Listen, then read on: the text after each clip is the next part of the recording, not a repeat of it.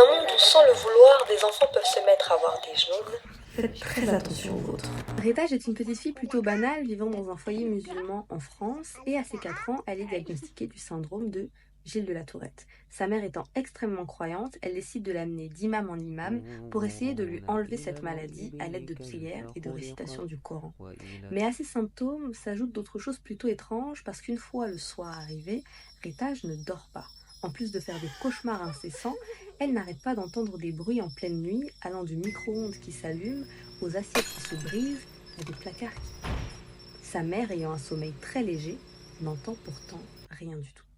À cet âge-là, on pourrait se dire qu'elle confond la réalité avec ses cauchemars et qu'elle n'arrive pas à distinguer le vrai de ce qui ne l'est pas. Mais les choses ne vont aller qu'en s'empirant puisqu'elle va commencer à entendre des murmures au creux de son oreille, à sentir des souffles contre son cou, et de jour comme de nuit, elle aura l'impression d'être constamment observée. Et puis une nuit, elle va faire une paralysie du sommeil et là elle va les voir. Deux genoux distincts. Le premier a la silhouette d'une femme, du moins ce qui y ressemble.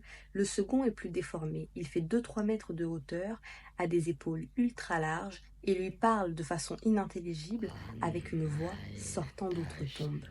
À partir de cette nuit fatidique, elle va les voir régulièrement.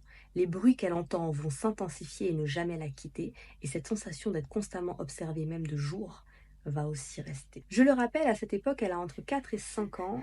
Terrorisée, elle ne dort plus, elle passe son temps à pleurer, et sa mère a beau passer d'imam en imam, ils sont tous du même avis, elle voit effectivement des djinns, et c'est l'œuvre d'une magie puissante, et le seul moyen de l'aider, c'est de lui faire écouter le Coran et de réciter des sourates, mais même ça ne change absolument rien, parce que ça continue de la hanter, ça continue de la terroriser. C'est seulement en grandissant que ça va commencer à diminuer, mais ça ne va jamais la quitter jusqu'à ce jour.